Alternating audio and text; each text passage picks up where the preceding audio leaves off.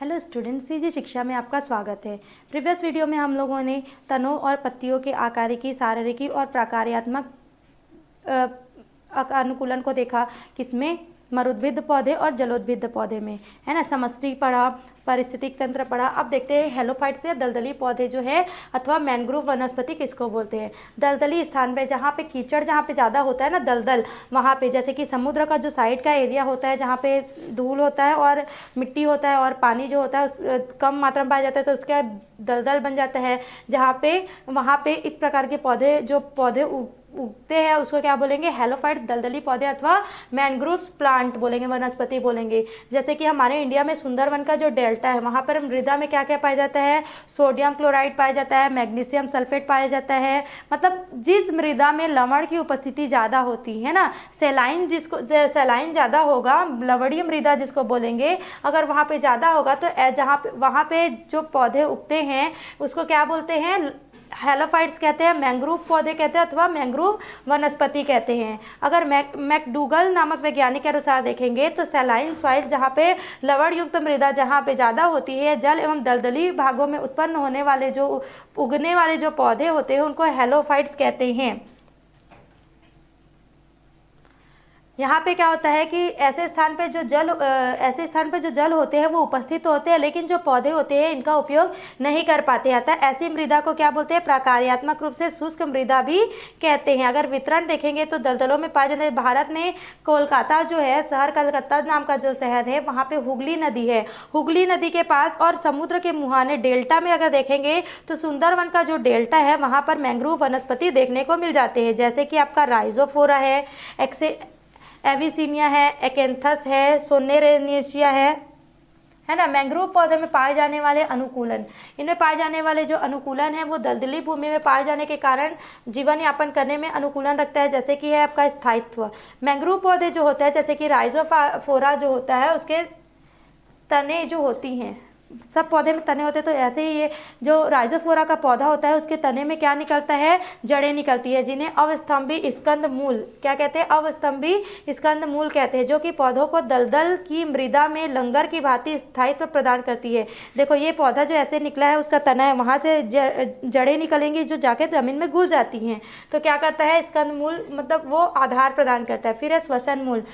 दलदली भूमि में पाए जाने वाले खनिज लवणों के अधिकता के कारण ऑक्सीजन की कमी होती है। ठीक है, जो दलदली भूमि होता है वहाँ पे खनिज लवण बहुत ज़्यादा मात्रा में पाया जाता है और ऑक्सीजन कम मात्रा में पाया जाता है।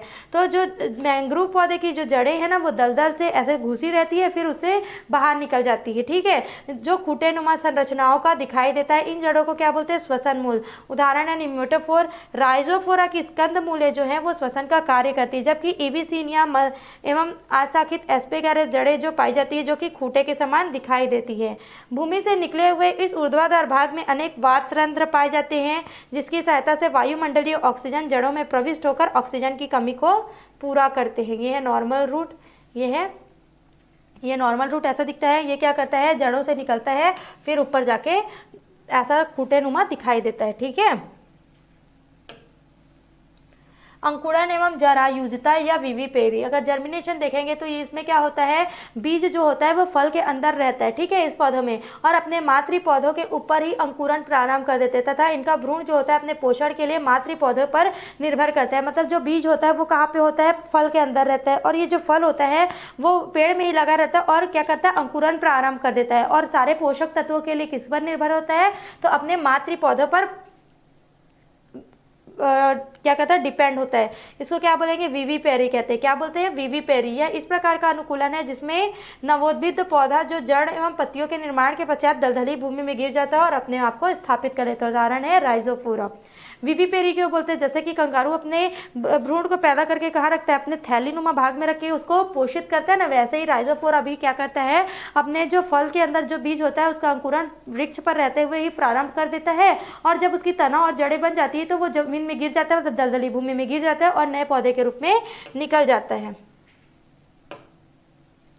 अगर जंतुओं में अनुकूलन युक्तियाँ देखेंगे तो जंतुओं में अनुकूलन जो होता है वो पारिस्थितिक परिस्थितियों के हिसाब से किया जाता है।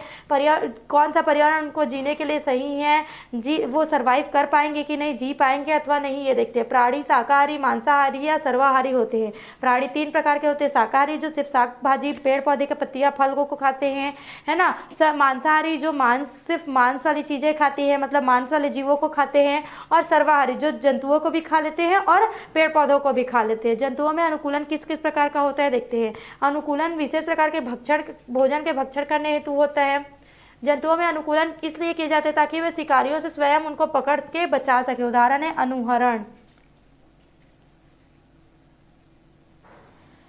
अनुकूलन क्या होता है, जो भक्षण करता है ना, मतलब कोई शिकार करने वाला जो शिकारी होता है, जिसे वो जंतु या अपना जीव क्या कर ले, अपने जान को बचा ले, इसकी पहुंच में ना आए। उदाहरण है क्षमावरण। व्यावहारिक अनुकूलन अगर देखेंगे तो जिसमें वे प्रजनन जो हो, वो प्रजनन वाले जो साथी होते हैं उनको अपने ओर आकर्षित करते हैं। और जैसे कि नर प्राणियों में तीखे चटकीले रंग पाए जाते हैं, उदाहरण है पक्षियों के पीछ, ताकि अपने प्रजनन साथी का ध्यान अपनी ओर आकर्षित करके लैंगिक प्रक्रिया का चयन कर सके। 5वां है आपका विभिन्न वातावरणीय स्थितियों एवं प्रतिबल स्थितियों में अनुकूलन के अंतर्गत कार्यिकी एवं व्यवहारिकी अनुकूलन। ग्रीष्म निष्क्रियता, शीत निष्क्रियता, अनुहरण, प्रतिध्वनि द्वारा स्थिति का पता लगाना, इकोलोकेशन, सूखे एवं जमने से स्वयं की रक्षा करना आदि। अगर व्यवहारिक अनुकूलन देखेंगे तो व्यवहारिक अनुकूलन जो होता है वो अपने आप को सुरक्षा में लेने के लिए परिवर्तन करते हैं, ठीक है। इस अनुकूलन को अलग अलग भागों में बांट सकते हैं। जैसे कि आपका व्यवहारिक अनुकूलन का पहला प्रकार है ग्रीष्म निष्क्रियता। ग्रीष्म निष्क्रियता किसमें होता है, भू गिलहरी और मेंढक में होता है। शीत निष्क्रियता देखेंगे तो इसका उदाहरण है मेंढक। अगर अनुहरण देखेंगे तो वायराय, बटरफ्लाई, मोनार्क बटरफ्लाई। छद्मावरण देखेंगे तो स्टिक कीट, पर्न कीट और प्रेरिंग। प्रवासन देखेंगे तो पक्षी और लोकुस्ट। भय सूचक रंग देखेंगे तो डॉट और मेंढक। इकोलोकेशन देखेंगे तो डॉल्फिन और चमगादड़ में पाया जाता है। आगे इसका डिटेल देखते हैं। ग्रीष्म निष्क्रियता, जो गर्मी या अधिक तापक्रम के कारण कुछ जीव जो होते हैं वो कुछ समय के लिए निष्क्रिय हो जाते हैं या निष्क्रिय रहना प्रारंभ कर देते हैं। जैसे कि अगर दक्षिण पूर्व के मरुस्थल में देखेंगे, रेगिस्तान में देखेंगे तो एंडोथर्मिक जीव होते हैं, जैसे कि भू गिलहरी, जमीन के अंदर रहने वाली गिलहरी। ये क्या करते हैं, गर्मियों में मेंढक जो होते हैं वो ठंडे एवं छायादार स्थानों पर चले जाते हैं। ग्रीष्म निष्क्रियता के समय श्वसन गति, भोजन ग्रहण करने जैसी क्रियाएं क्या होती है, मंद हो जाती है। फिर है शीत निष्क्रियता। इसमें क्या होते हैं, तापक्रम कम होने के कारण निष्क्रिय अवस्था में चले जाते हैं। इसे शीत निष्क्रियता या शीत निद्रा कहते हैं। यह प्रक्रिया शीत रुधिर वाले जीवों में पाई जाती है। उदाहरण है मेंढक। हृदय स्पंदन की दर जो होती है वो कम होती है, पाचन की दर कम हो जाती है। ऐसी प्रक्रियाएं होती है जिसके कारण जो जीव होता है वो शीत ऋतु में अपनी सुरक्षा करने में सक्षम होता है। फिर है अनुहरण, एक जंतु का दूसरे जंतु के सदृश होना तथा तीसरे जंतु के द्वारा प्रथम जंतु को पहचानने में भूल करना। मतलब 3 प्रकार के जीव खड़े हैं, तो एक जीव जो है एक दूसरे के जैसे ही है, ठीक है। तो जो तीसरा जीव है उन दोनों जीवों में डिफरेंस नहीं कर पाता है उसको, और प्रथम जंतु उसका लाभ उठा लेता है, ठीक है। उसके कारण वो शिकार से बच जाता है, उसको बोलते हैं अनुकरण, मिमिक्री। उसे मॉडल भी कह सकते हैं। अनुकरण 2 प्रकार के होते हैं, बटेशियन एवं मूलेरियन। बटेशियन अनुकरण जो होता है वो अपनी सुरक्षा करने में असमर्थ होते हैं, इसलिए वो मिमिक्री करते हैं। वह खतरनाक या बुरे स्वाद वाला हो सकता है। ऐसा विषैले पदार्थ उत्तेजित करने वाले घटकों की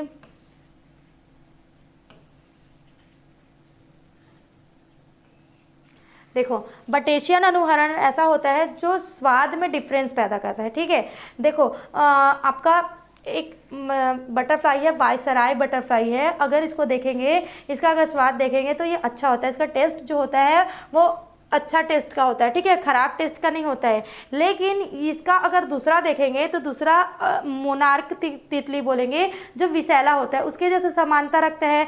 तो ये दोनों में समानता रखने के कारण क्या होता है, जो वायसराय बटरफ्लाई होता है उसका टेस्ट अच्छा होने के बावजूद वो मार्क तितली को देखते हुए वो अपने शिकार से बच जाता है, ठीक है। ये स्वाद में डिफरेंस हो गया। फिर है मुलेरियन अनुहरण। ये जो होते हैं दोनों जो होते हैं, 2 बुरे स्वाद वाले या खतरनाक जंतुओं की पारस्परिक समानता का उदाहरण है। इनमें क्या होता है, उनका शिकार इस आधार पर ना किया जाए कि इस प्रकार के अनुहरण के कीट जो है बटरफ्लाई एवं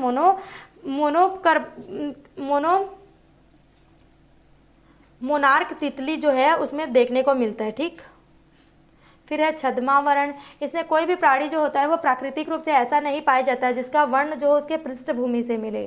ठीक, पृष्ठभूमि का मतलब क्या होता है कि आसपास जो भी घटना होती है या फिर आसपास का जो दृश्य दिखाई देता है वैसा ही जीव हो, ऐसा नहीं मिलता। ठीक है, तो उसमें क्या होता है, हाथी, ऊंट, सिंह, बाघ, तेंदुआ जो होती है अपने रंग, अपने चिन्ह इस प्रकार रखते हैं जिससे आसपास से उसको पृथक नहीं दिखाई दे, जिससे वो शिकार से बच जाए। उदाहरण है पत्ती के आकार का ग्रास सफर या टिड्डा जो होता है हरे रंग का होता है। ये हरी पत्तियों के बीच में ही स्वयं को बनाए रखना चाहता है। जो जंगल होते हैं जैसे कि आपका हो गया लॉयन, शेर की बात करेंगे तो जो जंगल होता है उसमें जैसा दिखाई देता है झाड़ फूस उस टाइप के कलर का होता है, पेड़ों के एक कलर का होता है जो शेर, तो वो उनके बीचों में नहीं दिखाई देता है ना। बड़े बड़े वृक्ष वाले जो जंगल होते हैं वहाँ पे वो दिखाई नहीं देता है, इसलिए वो आसानी से सर्वाइव कर लेता है। ऐसे ही अलग अलग प्रकार के जो जानवर होते हैं और इंसेक्ट्स होते हैं, कीड़े जो होते हैं, वो क्या करते हैं अपने आसपास के जो दृश्य होता है उसके अनुसार अपनी बॉडी को बनाने का कोशिश करते हैं जिससे वो शिकार के हाथ में ना लग पाए और शिकारी से छिप जाए। फिर है प्रवासन। किसी समष्टि का जीव जो होता है वो क्या करता है अपने अनुकूलन के लिए प्रवास करता है। ये अलग अलग प्रकार का होता है, इससे सुरक्षा होता है, भोजन पोषण के लिए क्या करता है, प्रवासन करता है, एक स्थान से दूसरे स्थान पर जाता है। तो ये कैसे होता है, डेली माइग्रेशन, दैनिक प्रवासन होता है, सामयिक प्रवासन होता है, ऋतु प्रवासन होता है। दैनिक प्रवासन में क्या होता है, भोजन की खोज में रोज आना कहीं ना कहीं जाता है, फिर अपने घर वापस वो लौट आता है। उदाहरण है चिड़िया। सामयिक प्रवासन जो होता है वो समय समय पर जाते हैं, थोड़े दिन रहते हैं, आवास करते हैं, फिर अपने वापस पुराने स्थान पर आ जाते हैं। उदाहरण है लॉकुस्ट। फिर है ऋतु प्रवासन। इस प्रकार के प्रवासन में क्या होता है, भोजन की तलाश जो होती है विपरीत दिशा में होने के कारण पर्यावरणीय दशाओं से बचने के लिए क्या करती है, वो बहुत दूर चली जाती है। ठीक है, एक ऋतु के लिए। फिर है भय सूचक रंग। डॉट मेंढक जो होता है दक्षिण अफ्रीका उष्णकटिबंधीय वनों में पाया जाता है। ये केवल विपालु ही नहीं बल्कि चटकीले रंग का भी होता है। ये शिकारी जंतु द्वारा आसानी से पहचान जाते हैं तथा त्यागे जाते हैं। इकोलोकेशन। हॉर्स, सू एवं चमगादड़ जो होते हैं वो अंधेरे में उड़ते हैं और अपने नेत्रों का उपयोग किस लिए करते हैं, भोजन को देखने में, रास्ता देखने के लिए उपयोग, पथ देखने में, भोजन के लिए नहीं करता है। चमगादड़ जो होता है इकोलोकेशन या सोनार के सिद्धांत पर उड़ता है। ये उच्च आवृत्ति की ध्वनि तरंगे उत्पन्न करता है जो विभिन्न वस्तुओं से टकराकर इको में बदल जाती है। ये परिवर्तित उच्च आवृत्ति की तरंगे को पुनः चमगादड़ द्वारा ग्रहण नहीं करते और इनका विश्लेषण कर यह जंतु उस पदार्थ एवं दूरी के बारे में सही अनुमान लगा सकता है। देखो चमगादड़ में जो आंखें होती है, जैसे हम लोग किस लिए करते हैं, हम लोग रास्ता देखने के लिए या फिर भोजन को देखने के लिए आंखों का उपयोग करते हैं, लेकिन जो चमगादड़ होता है वो भोजन देखने और रास्ता देखने के लिए अपना आंखों का इस्तेमाल नहीं करता है। वो उच्च आवृत्ति वाला होता है जो तरंग निकालता है और तरंग जो होता है वो इकोज में चेंज हो जाता है। इकोज से पता चलता है कि इनकी जो तरंगे होती हैं वो चमगादड़ द्वारा ग्रहण की जाती है। जो आसपास में रास्ता होता है या फिर भोजन होता है उसका पता लगा के उसका दूरी का अनुमान चमगादड़ जो होते हैं वो लगा लेते हैं।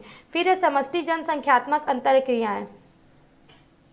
नेक्स्ट टॉपिक है हमारा समष्टि जनसंख्यात्मक अंतरक्रियाएं, पॉपुलेशन इंटरेक्शन।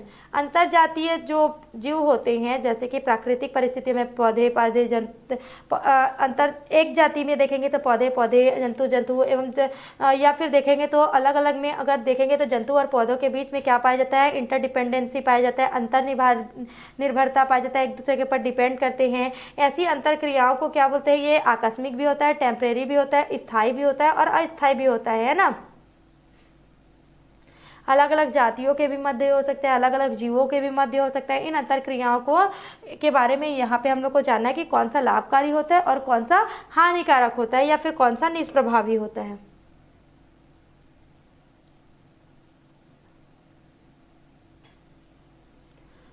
बहुत सारे वैज्ञानिक जो थे अंतर्निर्भरता को समझाने के लिए अपना अलग अलग मत दिए। तो उसमें से कुछ वैज्ञानिक ने अगर देखेंगे, कुछ वैज्ञानिकों का शब्द देखेंगे तो अंतर्निर्भरता को सहजीविता भी कहा है ना। इस शब्द का प्रयोग सर्वप्रथम डी बैरी नामक वैज्ञानिक ने किया था।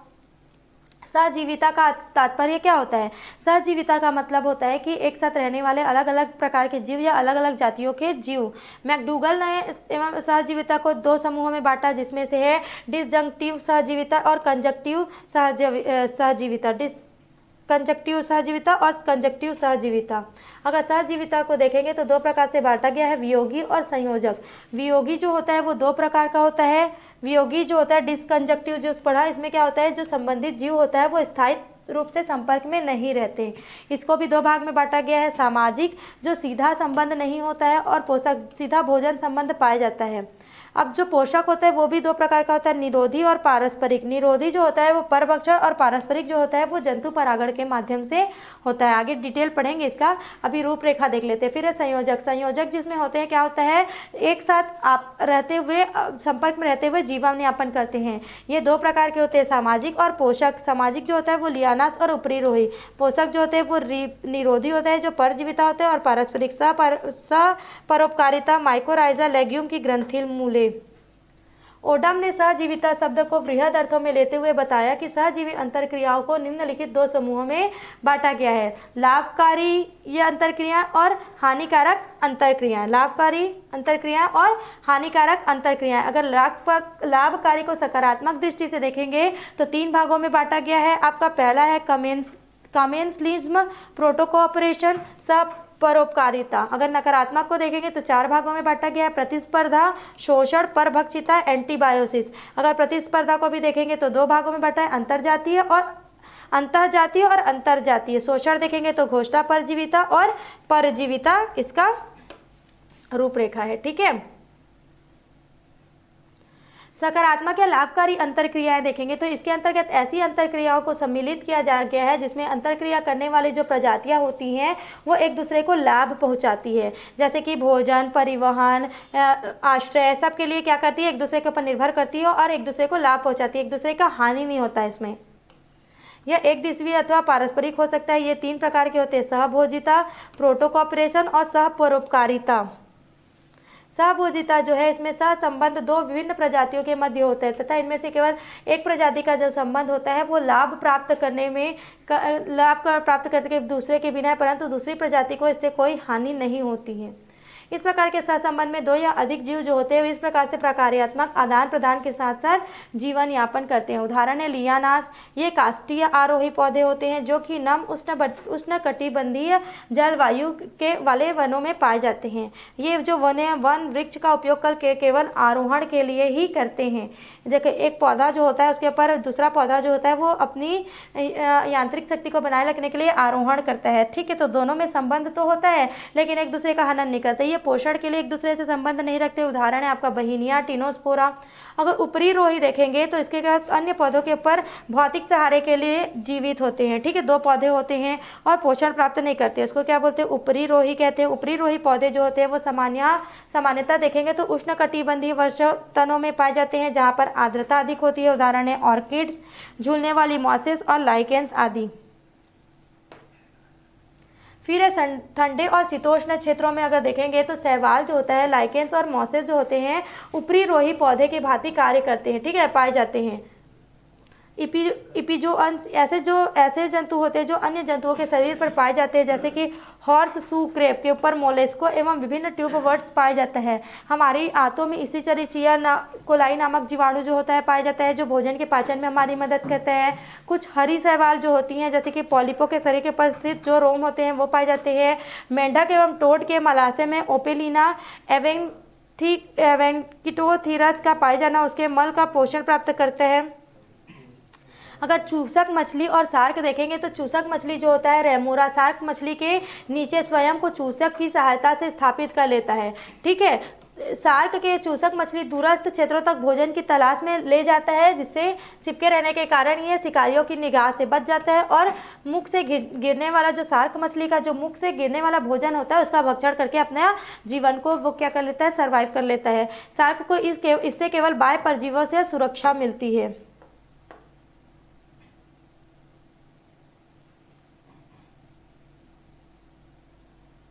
फिर है प्रोटोकोऑपरेशन। ऐसे सहजीवन में पाए जाने वाले दोनों जो प्रजातियां होती हैं वो एक दूसरे के लिए लाभदायक होती हैं, परंतु ऐसा संबंध जो होता है जिसमें जो जीव होते हैं उत्तरजीविता के लिए आवश्यक नहीं होते, वे अकेले भी जीवन यापन कर सकते हैं। इस प्रकार के सहजीवन में प्रत्येक जो जीव होते हैं उत्तरजीविता के आसार बढ़ जाते हैं। यह संबंध हमेशा वैकल्पिक होता है। उदाहरण है सिलेंट्रेटस। सिलेंट्रेटस जो होते हैं जिसमें सी एनीमोन तथा हर्मिट क्रैब जो होते हैं, हर्मिट क्रैब जो होते हैं वो कवच के अंदर सुरक्षित होते हैं और कवच पर अनेक सी एनीमोन चिपके रहते हैं। तो सी एनीमोन जो होती है वो सी एनीमोन में दंशक कोशिकाएं पाई जाती हैं, जिसके कारण यूपेगिरस शत्रुओं से रक्षा करती है और यूपेगिरस इससे क्या करता है, इसके बदले जो हर्मिट क्रैब जो होता है उसके बदले क्या करता है, सी एनीमोन को एक स्थान से दूसरे स्थान पर ले जाते हैं, जिससे सी एनीमोन को उसका क्या मिल जाता है, भोजन मिलता है और परिक्षेपण भी हो जाता है। अस्थायी सहपरिकता में देखेंगे तो सहजीवी संबंध जो होते हैं वो थोड़े समय के लिए होता है।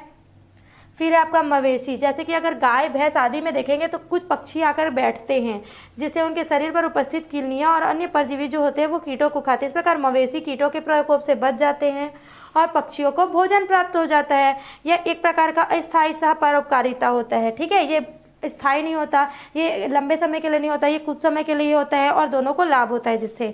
इसी प्रकार अगर संबंध टिक बर्ड में देखेंगे तो मध्य पाया जाता है। मगरमच्छ की पीठ पर बैठता तो है, लेकिन मगरमच्छ जब अपना मुंह खोल देता है तो पक्षी जो होता है वो जोक को खाकर मगरमच्छ की सुरक्षा प्रदान करता है।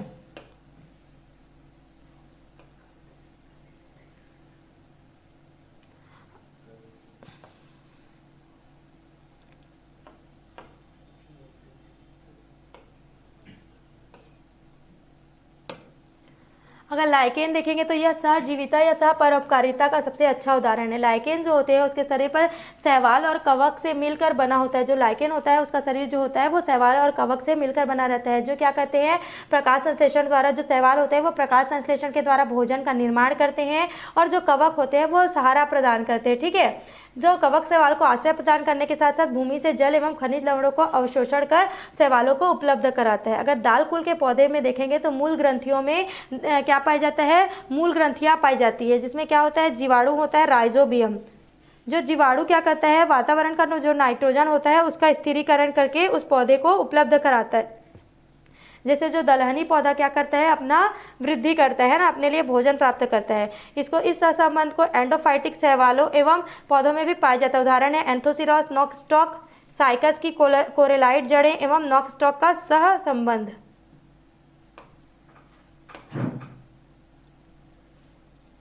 अगर कवक मूल में देखेंगे तो यह उच्च वर्गीय पौधों जैसे कि सनवनी पौधे एवं कवकों के मध्य पाया जाता है। ऐसा संबंध होता है जिसमें कवक और उच्च वर्गीय पौधे भाग लेते हैं। अगर देखेंगे तो क्या होता है, जड़ों का निर्माण करती है, जिसको कवक मूल माइकोराइजा कहते हैं। जो राइजोटोनिया एवं फोमा नामक कवक की प्रजातियां और उच्च वर्गीय पौधों की जड़ों में पाया जाता है। इस प्रकार के सहसंबंध में जो कवक होता है उसमें मूल रोम की भांति क्या होता है, मृदा के जल एवं खनिज पदार्थों का अवशोषण कर लेता है और पोषक पौधा जो होता है इसके बदले में क्या करता है, भोजन और आवास उपलब्ध कराता है। फिर नेक्स्ट है आपका एक्टोट्रॉपिक माइकोराइजा। ये क्या होता है, ये जड़ों के बाहर चारों तरफ से कवक जाल का एक सीथ बना लेता है, कवक जाल बना लेता है। ठीक, जो जड़ों के कॉर्टेक्स में इनका माइसीलियम जो होता है वो अंतरकोशिकीय होता है।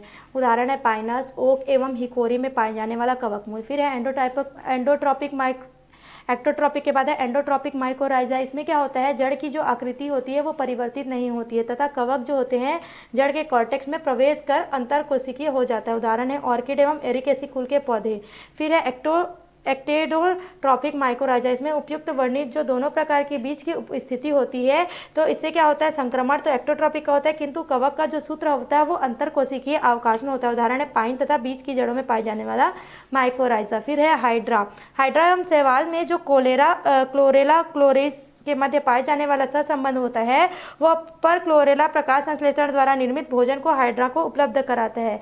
उससे क्या होता है, ऑक्सीजन की पूर्ति करता है तथा इसके बदले वो हाइड्रा से क्या करता है, आश्रय नाइट्रोजन उत्सर्जी पदार्थ एवं कार्बन मोनोऑक्साइड प्राप्त करता है। नेक्स्ट है आपका नकारात्मक अंतरक्रियाएं। देखेंगे तो इसमें क्या होता है, जब दो प्रजातियां एक साथ रहती है तो एक दूसरे को हानि पहुंचाती है। ऐसे अंतरक्रिया समष्टि के लिए क्या होता है, सदस्यों को खाते हैं और ये अलग अलग प्रकार का होता है। पहला है प्रतिस्पर्धा, दूसरा है शोषण, फिर है परभक्षिता और एंटीबायोसिस। प्रतिस्पर्धा देखेंगे तो इसके अनुकरण में अगर अनुक्रमण के हिसाब से देखेंगे तो एक जो जाति होती है वो अपने निवास, प्रकाश, जल, पोषण के लिए क्या होती है, एक दूसरे से संघर्ष प्रारंभ करते हैं और एक स्थान पर क्या करते हैं, थोड़ी मात्रा उपलब्ध होती है तो क्या करते हैं, सब लड़ाई करने लगते हैं कि मेरे को चाहिए मेरे को चाहिए, तो एक दूसरे को मारपीट करते हैं और इससे क्या हो जाते हैं, खत्म हो जाते हैं। तो इसको बोलेंगे प्रतिस्पर्धा। ठीक है, यह प्रतिस्पर्धा या संघर्ष दो प्रकार का होता है। अंतरजातीय, अंतरजातीय का मतलब क्या होता है, अंतरजाति खुद की जाति में एक ही प्रजाति के जो जीव होते हैं वो अपने जो आवश्यकता अनुसार जो चीज़ें होती है उनके लिए क्या करते हैं, एक दूसरे के साथ संघर्ष करते हैं और संघर्ष करने में कुछ जीव जो होते हैं वो बचते हैं और कुछ जीव जो होते हैं वो खत्म हो जाते हैं। ठीक है, अगर अंतराजातीय देखेंगे तो अंतराजातीय अलग अलग प्रकार के जो जीव होते हैं उनकी प्रजातियों के मध्य होता है। पौधे और जंतुओं के मध्य अगर देखेंगे तो पौधे जो है उनकी आवश्यकताएं अलग है, जंतुओं के मध्य आवश्यकताएं अलग है, लेकिन क्या करती है, जब दोनों की कुछ चीज़ों की आवश्यकता होती है तो क्या होता है, संघर्ष करते हैं और संघर्ष के कारण क्या होता है, ये एक दूसरे को नष्ट कर देते हैं। अगर देखेंगे तो वनों में प्रकाश तथा घास स्थलों एवं कृषि भूमि में प्रतिस्पर्धा जो है वो मुख्य रूप से जल एवं खनिज पदार्थों के लिए होती है। घास का मैदान में देखेंगे तो ये उपस्थित बंद एवं स्थिर पादप समुदाय में जल एवं प्रकाश के लिए होने वाली प्रतिस्पर्धा अत्यधिक हानिकारक होती है, क्योंकि इसमें क्या होता है, सभी प्रजातियों की वृद्धि अवरुद्ध हो जाती है। इसके बावजूद शुष्क परिस्थितियों में भी जो बीज उत्पादन होता है सफल रहते हैं, परंतु उसके जो पुष्प क्रम का आकार जो होता है, माप जो होती है वो छोटी होती है तथा बीजों की संख्या में भी कमी आ जाती है।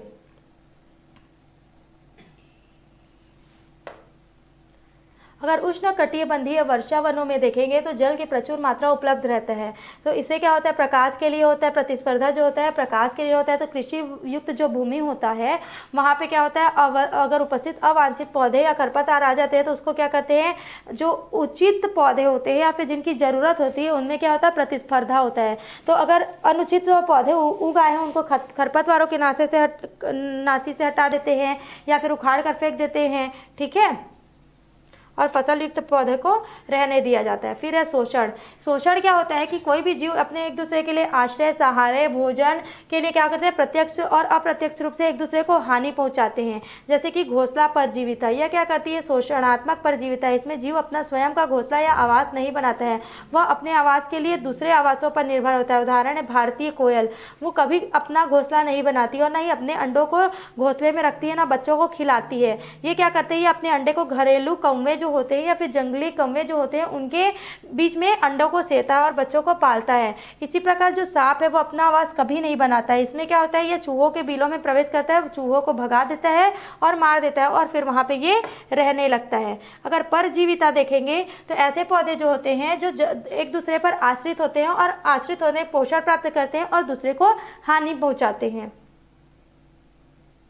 जैसे कि परजीवाणु जीवाणु देखिए, परजीवी जीवाणु जैंथोमोनास सिट्री के द्वारा नींबू में कैंकर रोग होता है। परजीवी कवक जो होता है अल्टरनेरिया, पिक्सिनिया, ग्रेमिनियस, अस्टिलेगो आदि। परजीवी आवृत बीज पौधे में देखेंगे तो दो प्रकार के होते हैं, पूर्ण परजीवी एवं आंशिक परजीवी। आवृत बीज परजीवी के बारे में देखेंगे तो दो भाग में बांट सकते हैं उसको, पूर्ण परजीवी और आंशिक परजीवी। पूर्ण परजीवी जो होता है वो पूर्ण मूल परजीवी होता है, ओरोबैंकी, बेलेनोफोरा, रेप्सिलिया, स्टाइगा।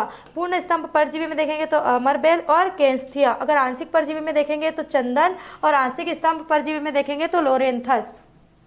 नेक्स्ट है हमारा पूर्ण परजीवी। पूर्ण परजीवी क्या होता है, जो आवृत बीजी जो परजीवी होता है जिसमें क्लोरोफिल का अभाव होता है। ठीक है, क्लोरोफिल में क्या होता है, जो पौधों पर क्लोरोफिल नहीं होगा तो वो पोषण नहीं कर पाएगा। आवृत बीजी जो पौधा होता है वो क्या करेगा, पोषण नहीं कर पाएगा। तो वो क्या करेगा, पौधों पर आश्रित रहेगा। क्लोरोफिल नहीं होने के कारण प्रकाश संश्लेषण नहीं कर पाएगा, प्रकाश संश्लेषण नहीं होगा तो पोषण कंप्लीट नहीं हो पाएगा, इसलिए क्या करेगा, वो पौधों पर आश्रित होगा। अब इसमें आता है पूर्ण मूल परजीवी। ये पोषक पौधों की जड़ें से अपना भोजन प्राप्त करते हैं। जो पूर्ण मूल परजीवी होते हैं, मूल मतलब होता है जड़, जड़ से क्या करते हैं, पूरा पोषण जड़ से प्राप्त करते हैं। उदाहरण है ओरोबैंकी, बेलेनोफोरा, रेफ्लेसिया और स्ट्राइगा आदि। नेक्स्ट है आपका पूर्ण स्तंभ परजीवी। ऐसे परजीवी पौधा जो पोषक पौधों के तने से अपना पोषण प्राप्त करते हैं। स्तंभ मतलब होता है तना, तने से अपना पोषण प्राप्त करते हैं। जैसे कि अमरबेल है ना, ये क्या करता है, अमरबेल दूसरे पादप के ऊपर उसका पूरा जो प्लांट होता है वो क्या होता है, दूसरे पादप के ऊपर से अपना पोषण प्राप्त करता है।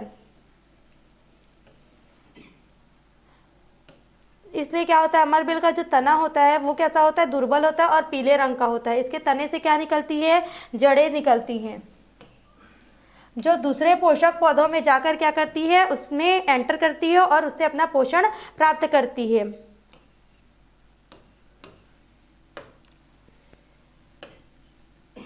फिर है आंशिक परजीवी। आंशिक परजीवी ऐसे पौधे होते हैं जिनमें से क्लोरोफिल तो उपस्थित रहता है परंतु एकदम पर्याप्त मात्रा में नहीं रहता है। ये तो कुछ पोषण अपना खुद से बना के करते हैं और कुछ पोषण जो है वो दूसरे पौधे पर आश्रित होकर करते हैं। ठीक है, ये दो प्रकार के होते हैं, आंशिक मूल परजीवी और आंशिक स्तंभ परजीवी। तो मूल परजीवी जो होगा वो क्या होगा, जड़ों में होगा। जैसे कि उदाहरण जो है आपका चंदन, इनकी जड़ों से बहुत सारे हास्टोरियोज निकल रहते हैं जो क्या करते हैं, और पास में जो पौधे होते हैं उनसे जल और खनिज पदार्थ प्राप्त करते हैं। नेक्स्ट है आपका आंशिक स्तंभ परजीवी जो तने से प्राप्त करते हैं। ठीक है, इन पौधों में पत्तियां उपस्थित होती है तथा उनमें क्लोरोफिल भी पाया जाता है। अपना भोजन स्वयं बनाते हैं परंतु जल और खनिज अवशोषणों हेतु अन्य पौधे पर निर्भर होते हैं। चूंकि अगर देखेंगे तो जो परजीवी होते हैं वो अपनी उत्तरजीविता या अस्तित्व के लिए अपने पोषक पर निर्भर रहते हैं। अपने जो पोषक मतलब जिससे वो पोषण प्राप्त करते हैं उसके ऊपर निर्भर करते हैं। अतः ये किसी समुदाय के वातावरण का एक कारक होते हैं। जब जो पोषक होते हैं वो पौधों के लिए परिस्थितियां अनुकूल होती है तब वह परजीविता के प्रभाव को सहन करने में सक्षम रहते हैं, अन्यथा परजीवी पोषक पौधों पर रोग उत्पन्न कर उन्हें नष्ट कर देते हैं। परजीविता के कारण क्या होता है, अगर वो सही उसको मिल गया खाना पानी तो वो सही से रह सकता है, अपने लाइफ में आगे बढ़ सकता है। लेकिन अगर उसको सही से खाना पानी नहीं मिलता है तो उसमें रोग उत्पन्न होंगे और उनका नष्ट होना तय है। फिर इसके अगर उदाहरण देखेंगे तो मलेरिया का कारक जो है प्लाज्मोडियम, ये मादा एनाफिलीज मच्छर के शरीर में परजीवी के रूप में पाया जाता है। मलेरिया का कारक जो होता है वो मादा एनाफिलीज मच्छर में पाया जाता है। यह मच्छर जो होता है वो मनुष्य को काटता है और प्लाज्मोडियम मच्छर की लार में मानव के शरीर में पहुंच जाता है, जो मनुष्य में मलेरिया उत्पन्न करता है। फीताकृमि भी है जो मानव की आंत में पाया जाता है और उसे टीनेसियस नामक रोग पैदा होता है। फिर है परभक्षिता। परभक्षिता क्या होता है, जो जीव जंतु होते हैं वो जो जीव जंतु होते हैं वो क्या करते हैं, पेड़ पौधे जो होते हैं वो अन्य जंतुओं को क्या करते हैं, पकड़कर उन्हें खा जाते हैं, उसको भक्षक बोलते हैं, परभक्षक बोलते हैं। ठीक है, पोषण की इस विधि को परभक्षिता कहते हैं। अधिकांश परभक्षक जो होते हैं जैसे कि जंतु में देखेंगे तो बाज, शेर, बाघ, चीता, तेंदुआ, सांप, भेड़िया, सियार आदि होते हैं। कुछ अगर मांसाहारी पादप देखेंगे तो घटपर्णी होता है, ड्रोसेरा होता है और कुछ कवक भी इस श्रेणी के अंतर्गत आते हैं। कवक में बहुत सारी प्रजातियां जैसे कि डेक्टिलेरिया, आर्थ्रोपोड्स एवं जुफेगस जो है वो क्या करते हैं, कीटों को पकड़ के खा देते हैं। उनमें क्या होता है, भक्षण के लिए एक विशिष्ट प्रकार की संरचना होती है जिन्हें ट्रैप्स कहते हैं। परभक्षण के प्रमुख उदाहरण है चारण, ग्रेजिंग या ब्रोजिंग। पौधे को सबसे अधिक नुकसान पालतू जानवरों की चराई से होता है। चराई जहाँ पे होती है, जहाँ पे पालतू डोमेस्टिक जो एनिमल्स होते हैं वो क्या करते हैं, घास वास चरने जाते हैं, जैसे गाय बकरी वगैरह हो गया। तो इससे क्या होता है, वहाँ के पेड़ पौधों को खा देते हैं, जिससे उसका मृदा का भी नुकसान होता है। जो मृदा होता है वो कठोर और बंद होने के कारण धीरे धीरे पौधों की वृद्धि जो होती है वो अनुपयुक्त हो जाती है। पौधों के चारण से वन और घास के मैदान जो होते हैं वो घास के मैदान में परिवर्तित हो जाते हैं। धीरे धीरे घास के मैदान जंगली, कांटेदार और खरपतवारी पौधों वाले क्षेत्र से परिवर्तित हो जाते हैं। ऊंट एवं अन्य ऊंचे जानवर इन पौधों की पत्तियों को खाकर बड़े पौधों को नष्ट कर देते हैं, जिसके कारण यह क्षेत्र अब मरुस्थल में परिवर्तित होने लगा है। बीजों और नवोद्बीजों का विनष्टीकरण हो जाता है। भाई पेड़ पौधों को खा देंगे तो उससे बीज जो होंगे वो खत्म हो जाएंगे और बीज नहीं होंगे तो नए पौधे कहाँ से होंगे।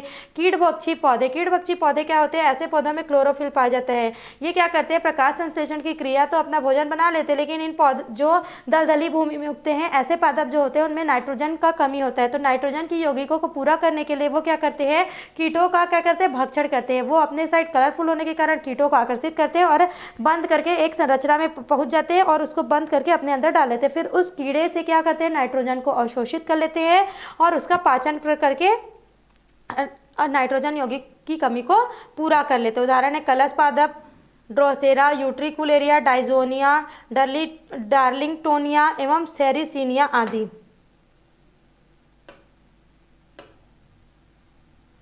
अगर मांसाहारी जंतु देखेंगे तो अपमार्जक जो होते हैं और परभक्षक होते हैं।